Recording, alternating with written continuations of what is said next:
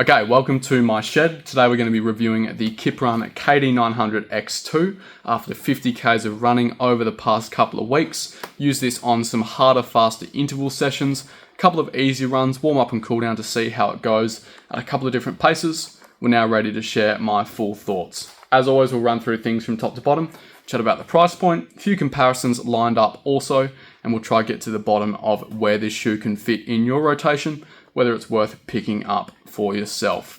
Starting off with some specs, we have a 34mm stack in the heel of this one with a 6mm drop. They're using an aliphatic TPU foam, which they're calling their V foam compound. We're starting to see this aliphatic TPU spread through a couple of different brands, a couple of different models. Puma probably introduced it with the DVA Nitro Elite 3. It's now in the Fast Star, the Velocity. Asics have got it going with the Tokyo series and also the new Megablast. Very exciting foam. It's resilient, bouncy, lightweight, fairly cheap to produce as well. We can see that with the Puma Velocity Nitro for $180. This one also for $180. Exciting stuff. I think it's going to make a big change to the market. With that stack height and with a flexible carbon plate embedded in that midsole foam, coming in at a weight of 215 grams as well. It's pretty impressive to see. It's about 30 grams lighter than a speed shoe and about right for a racing shoe in my men's size 10, EU 44. Starting off with the upper of this shoe, usually I would chat about the feel and comfort, but I do think I want to get straight onto it with the length and fit of this shoe. It does fit quite long. I've gone for an EU 44 US 10, which would be considered a half size down from my Western brands, Asics, Saucony, Nike, Mizuno. Gone a half size down, and even then I've still got a good thumbnail of room ahead of the toes. I would suggest I could have gone the full size down from my standard Western brands.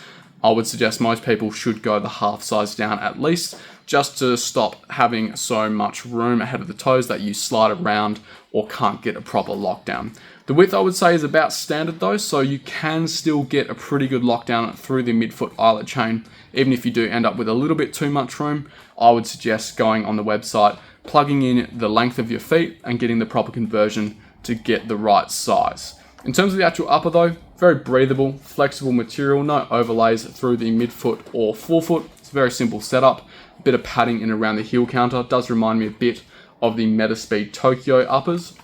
Quite comfortable to lock down. As I said, I did find it pretty easy to get a secure fit through that midfoot eyelet chain, but again, getting the right size here is going to be key, so I do encourage you to go online and actually plug your details in. Overall, other than a bit of a weird sizing system, I think it's plenty good to use for some speed sessions, some slightly longer runs as well. They've covered off every seam which could rub with a good bit of memory padding, and the breathability and comfort I think overall is pretty good. Moving down to the midsole, this aliphatic TPU foam with a more flexible carbon plate gives a ride which is bouncy, energetic, fun-loving in a kind of untamed, natural feeling way. It doesn't have that same kind of stiff, prescriptive feel that a lot of racing shoes have these days, with a really kind of directed rocker and a really focused in rebound.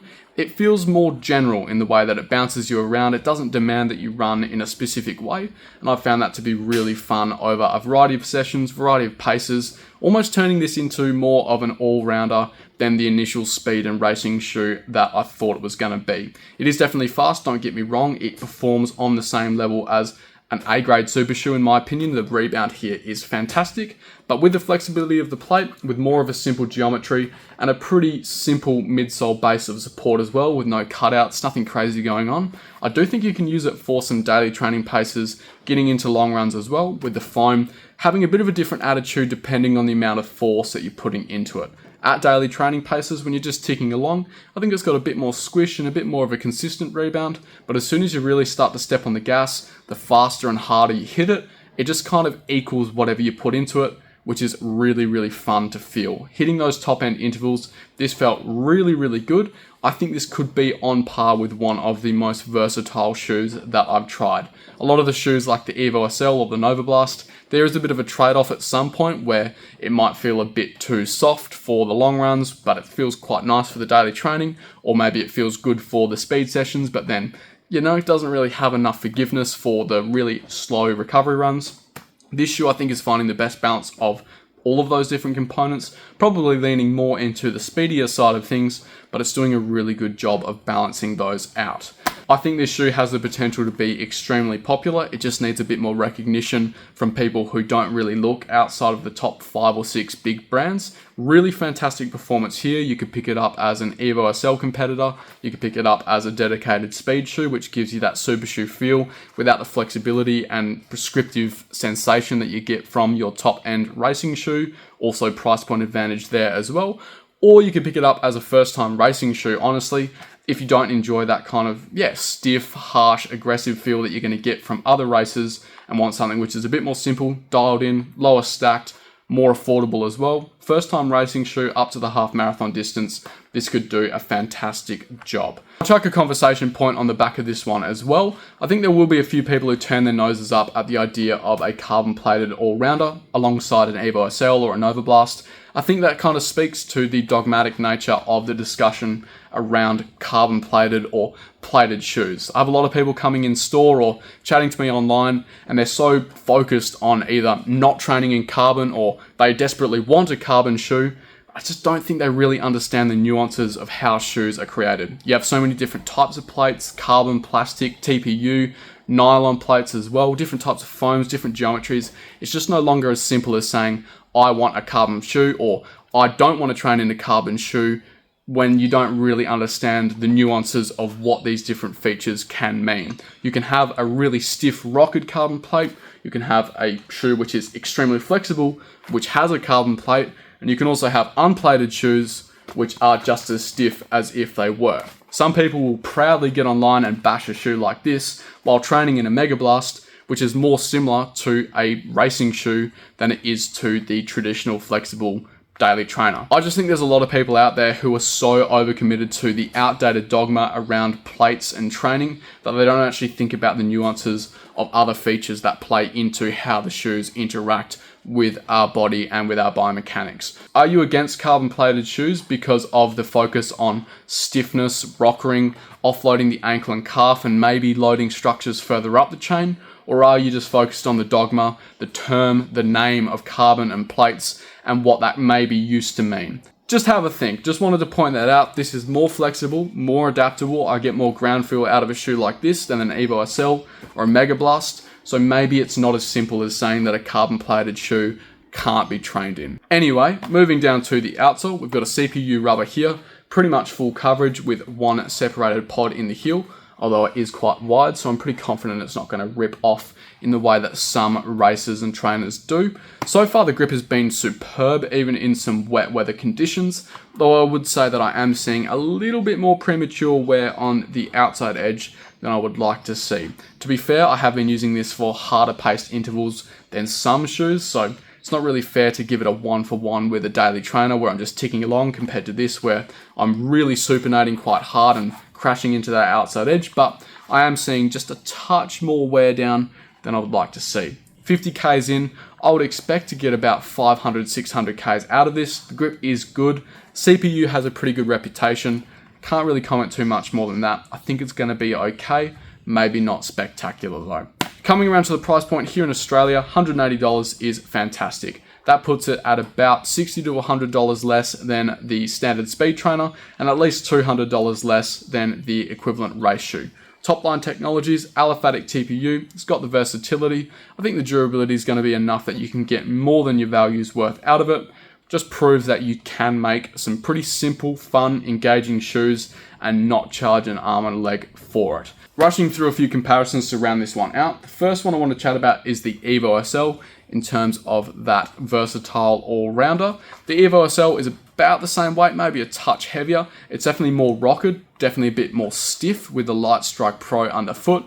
I would suggest that it's probably a little bit more long run suited for me with that kind of more efficient, directed, stiff rocker underfoot. Maybe the foam has a bit more guts, but when it comes to getting into those speedier sessions, I really enjoyed this shoe much more than the EVO SL. I felt like getting up into threshold pace and above, the EVO SL really wanted to draw me into the rocker and keep me on the ground for longer than I wanted, whereas with a flatter geometry here, I felt like I could punch in and get a bit more of an immediate response without getting pulled into a rocker when I didn't really want to.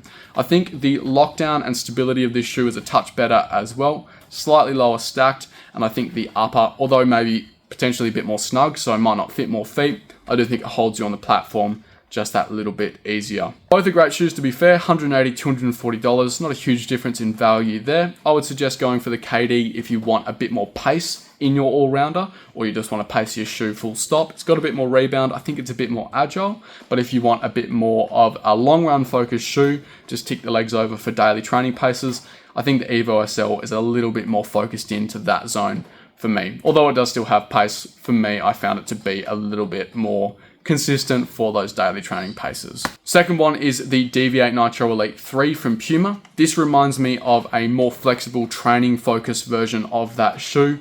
A little bit less stiffness, a little bit less rocker, but the general smoothness, comfortability, I think is very matched. I really love the Deviate Nitro Elite 3, and I think a lot of the things that I like about this shoe is because it reminds me of that one, and that is some pretty high compliments to give. I think if you love that Deviate Elite 3 and you want something to use in your training, save that shoe for race day, or you just want a counterpart which you can use on the daily with a little bit less stiffness, a little bit less aggression, this could be a good pickup. Final one is the new ASICS Megablast, which I have been absolutely adoring. I think this is one of those shoes which you can use for everything as well, but the attitude is definitely very different. Stiffer, more stable, more structured underfoot, you're getting more protection. This is definitely more of a long run champion, which can go fast, compared to a speed shoe, which can then handle itself for the daily training, and then get into the long runs for people who don't need as much cushioning underfoot. I think you could use both of these shoes in the same rotation, to be fair. They're not necessarily cancelling each other out.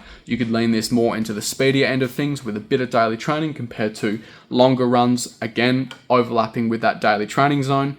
But honestly, in terms of value for money, $180 is pretty hard to go past. And I do think it's only a matter of time before ASICS get undercut with the aliphatic TPU foam that they're using in this midsole. Quick side tangent again, I think Puma had the opportunity to do something hilarious and drop the Mag Max Nitro for $270, upgrade it to a full aliphatic TPU, make pretty much a megablast, and undercut it completely. I'm waiting for that moment with crossed fingers. I really hope it happens. Got an opportunity to do something funny. Aliphatic TPU is the future. Whether it deserves to be priced this highly, not too sure, but either way, great shoes, both of them. Better value, speedier, longer run, all-rounder, fantastic shoes, both of them. So overall for me, the Kd900X.2 has been a great success. Maybe not in the same way which I was expecting out of the box. Again, taking it more into that all-rounder zone compared to what felt like a really fun session and racing shoe. I think there's going to be a lot of people who could use this for a variety of reasons. I think it's only a matter of time before we start to see this popping up a little bit more on the feet of the everyday runner. Really fantastic from Kiprun. Good tech, good value. Hopefully we can see this spread in awareness just that little bit more.